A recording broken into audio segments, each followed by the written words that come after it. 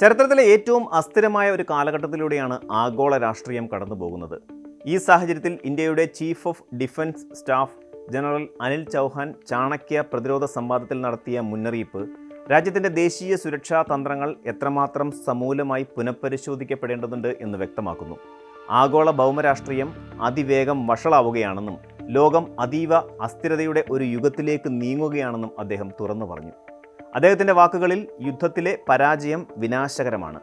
അതുകൊണ്ട് തന്നെ ഇന്ത്യക്ക് ഒരൽപ്പം പോലും അലംഭാവം കാണിക്കാൻ സാധിക്കുകയില്ല. പരമ്പരാഗത യുദ്ധമുന്നണികൾ മാഞ്ഞു പോവുകയും ദേശീയ അടിസ്ഥാന സൗകര്യങ്ങൾ പോലും ലക്ഷ്യം വെക്കാൻ സാധിക്കുന്ന പുതിയ യുദ്ധമുറകൾ സജീവമാവുകയും ചെയ്യുന്ന ഈ കാലഘട്ടത്തിൽ ഇന്ത്യയുടെ പ്രതിരോധ ശേഷി, വിശ്വസനീയമായ സജ്ജീകരണം, വിവിധ ഡൊമൈനുകളിലെ പ്രവർത്തനങ്ങൾ, തന്ത്രപരമായ സാങ്കേതിക മേധാവിത്വം എന്നിവയിൽ ഊന്നിയതായിരിക്കണം. ജനറൽ ചൗഹാന്റെ പ്രസംഗത്തിലെ പ്രധാന ഊന്നൽ യുദ്ധത്തിൻ്റെ സ്വഭാവത്തിൽ വരുന്ന സാങ്കേതികപരമായ മാറ്റങ്ങളാണ്. ഭാവിയിലെ യുദ്ധമുഖം രൂപപ്പെടുന്നത് അതിവേഗ ആയുധങ്ങൾ, റോബോട്ടിക്സ്, ഓട്ടോണമസ് അതായത് സ്വയംഭരണാധികാരമുള്ള പ്ലാറ്റ്ഫോമുകൾ, അതിവിപുലമായ സെൻസർ ശൃംഖലകൾ എന്നിവയായിരിക്കും. ഇത് വെറുമൊരു സാങ്കേതിക പ്രവചനമല്ല, മറിച്ച് രാജ്യങ്ങൾ ഇതിനോടകം തന്നെ ഈ മേഖലകളിൽ നടത്തുന്ന വമ്പിച്ച നിക്ഷേപങ്ങളുടെ പ്രതിഫലനമാണ്. ഹൈപ്പർസോണിക് ആയുധങ്ങൾ, ഡ്രോൺ യുദ്ധങ്ങൾ, ആർട്ടിഫിഷ്യൽ ഇൻ്റലിജൻസ് നിയന്ത്രിക്കുന്ന ഓട്ടോണമസ് സംവിധാനങ്ങൾ എന്നിവ യുദ്ധക്കളത്തിൽ സെക്കൻഡുകൾക്കുള്ളിൽ നിർണായക തീരുമാനങ്ങൾ എടുക്കാൻ ശേഷിയുള്ളവയായിരിക്കും. ഉദാഹരണത്തിന്, ഇന്നൊരു യുദ്ധവിമാനത്തിന് ചെയ്യാൻ സാധിക്കുന്ന പല ജോലികളും ഭാവിയിൽ മനുഷ്യ ഇടപെടലില്ലാതെ പ്രവർത്തിക്കുന്ന ഡ്രോൺ കൂട്ടങ്ങൾ വഴി ചെയ്യാനാകും.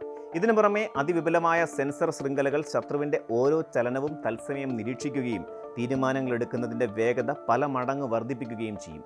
ഈ ഫാസ്റ്റർ വെപ്പൺസ് യുഗത്തിൽ പ്രതിരോധിക്കാനുള്ള സമയം വളരെ കുറവായിരിക്കും. അതുകൊണ്ട് തന്നെ പ്രതിരോധത്തിൻ്റെയും തിരിച്ചടിയുടെയും വേഗത അതിജീവനത്തിന് നിർണായകമാകും. പണ്ട് യുദ്ധമെന്നാൽ കര, കടൽ, വ്യോമം എന്നിങ്ങനെ 3 ഡൊമൈനുകളിൽ ഒതുങ്ങിയിരുന്നു. എന്നാൽ DCS ചൗഹാൻ മുന്നറിയിപ്പ് നൽകുന്നത് ഭാവിയിലെ പോരാട്ടങ്ങൾ ബഹുമുഖ യുദ്ധം ആയിരിക്കുമെന്നാണ്. ഈ യുദ്ധമുഖത്ത് സൈബർ, ബഹിരാകാശം, വിവരസാങ്കേതിക വിദ്യ എന്നിവ കര, വ്യോമ മേഖലകളെ പോലെ തന്നെ നിർണായകമാകും.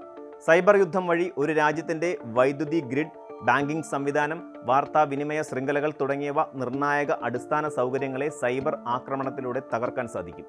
ശത്രുവിൻ്റെ സൈനിക നീക്കങ്ങൾ തുടങ്ങുന്നതിന് മുമ്പ് തന്നെ രാജ്യത്തെ സ്തംഭിപ്പിക്കാൻ ഇത് മതിയാകും. ഇത് യുദ്ധരംഗം രാജ്യത്തിൻ്റെ പരമ്പരാഗത അതിർത്തികളിൽ നിന്ന് അപ്രത്യക്ഷമാകുന്നതിൻ്റെ സൂചനയാണ്.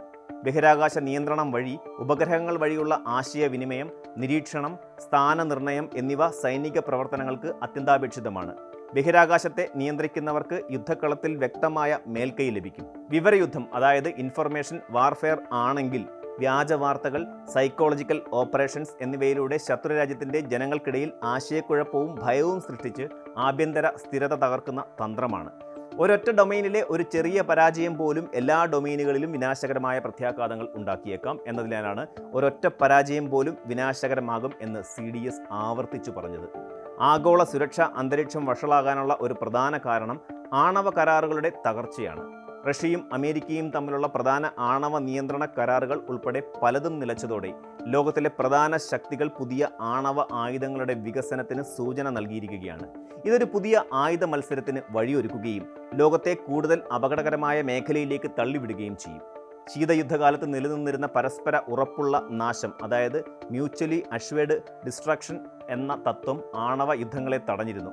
എന്നാൽ ഹൈപ്പർസോണിക് ആയുധങ്ങൾ പോലെയുള്ള പുതിയ സാങ്കേതിക വിദ്യകൾ ആണവായുധ പ്രത്യാക്രമണത്തിനുള്ള സമയം കുറയ്ക്കുന്നതിനാൽ ഈ മാഡ് തത്വത്തിൻ്റെ ഫലപ്രാപ്തി കുറഞ്ഞേക്കാം.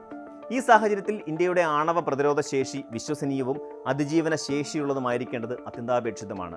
ഇന്ത്യയുടെ ആദ്യം ഉപയോഗിക്കില്ല അതായത് നോ ഫസ്റ്റ് യൂസ് എന്ന നയത്തിന് കരുത്തു പകരാൻ ശത്രുവിൻ്റെ ആദ്യ പ്രഹരത്തെ അതിജീവിച്ച് ശക്തമായി തിരിച്ചടിക്കാൻ കഴിയുന്ന തരത്തിലുള്ള രണ്ടാം പ്രഹരശേഷി അതായത് സെക്കൻഡ് സ്ട്രൈക്ക് കേപ്പബിലിറ്റി ഉറപ്പാക്കേണ്ടത് സുരക്ഷാ താൽപ്പര്യങ്ങൾ സംരക്ഷിക്കുന്നതിൽ നിർണായകമാണ്.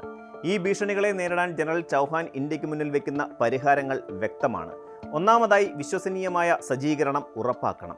ഇത് വെറും എണ്ണത്തിലുള്ള സൈനിക ശക്തിയിലോ ആയുധങ്ങളിലോ ഒതുങ്ങുന്നില്ല. വേഗത, കൃത്യത, പ്രതികരണ ശേഷി എന്നിവയിൽ ലോകോത്തര നിലവാരം പുലർത്തുന്ന ഒരു സേനാ സംവിധാനമാണ് ആവശ്യം. പ്രതിരോധ ബജറ്റിൽ സാങ്കേതിക വിദ്യയ്ക്ക് കൂടുതൽ പ്രാധാന്യം നൽകേണ്ടതുണ്ട്. രണ്ടാമതായി, വിവിധ ഡൊമൈനുകളിലെ സംയോജിത പ്രവർത്തനം അതായത് ക്രോസ് ഡൊമൈൻ ഓപ്പറേഷൻസ് നടപ്പിലാക്കണം. കരസേന, നാവികസേന, വ്യോമസേന എന്നിവ സംയോജിത തിയേറ്റർ കമാൻഡുകൾക്ക് കീഴിൽ ഏകോപിപ്പിച്ച് പ്രവർത്തിക്കണം. സൈബർ, ബഹിരാകാശ മേഖലകളിലെ കഴിവുകൾ സൈനിക നടപടികളുമായി തടസ്സമില്ലാതെ സംയോജിപ്പിക്കണം. ഈ സംയോജിത ശേഷിയാണ് ശത്രുവിനെ അമ്പരപ്പിക്കാൻ ഇന്ത്യയെ സഹായിക്കുക. മൂന്നാമതായി, തന്ത്രപരമായ സാങ്കേതിക മേധാവിത്വം നേടണം. Artificial intelligence, quantum computing, cyber സുരക്ഷാ സാങ്കേതിക വിദ്യകൾ എന്നിവയിൽ ഇന്ത്യ സ്വയം പര്യാപ്തത നേടണം. ഇറക്കുമതി ചെയ്യുന്ന സാങ്കേതിക വിദ്യകളെ മാത്രം ആശ്രയിക്കുന്നത് സുരക്ഷാ വെല്ലുവിളിയാകും. ആത്മനിർഭർ ഭാരത് പദ്ധതിയിലൂടെ പ്രതിരോധ മേഖലയിൽ സ്വയം പര്യാപ്തത നേടുന്നത് ഈ തന്ത്രപരമായ ലക്ഷ്യത്തിന് അത്യന്താപേക്ഷിതമാണ്. ഫലത്തിൽ ജനറൽ ചൗഹാന്റെ മുന്നറിയിപ്പ് ഇന്ത്യയുടെ രാഷ്ട്രീയ സൈനിക നേതൃത്വത്തിനുള്ള ഉണർത്തുപാട്ടാണ്. യുദ്ധത്തിൻ്റെ ഭൂതകാല സങ്കല്പങ്ങളെ മാറ്റി നിർത്തി വേഗതയും സാങ്കേതിക വിദ്യയും നിർണായകമാകുന്ന ഈ പുതിയ യുഗത്തിലേക്ക് രാജ്യം അതിവേഗം മാറേണ്ടതുണ്ട്.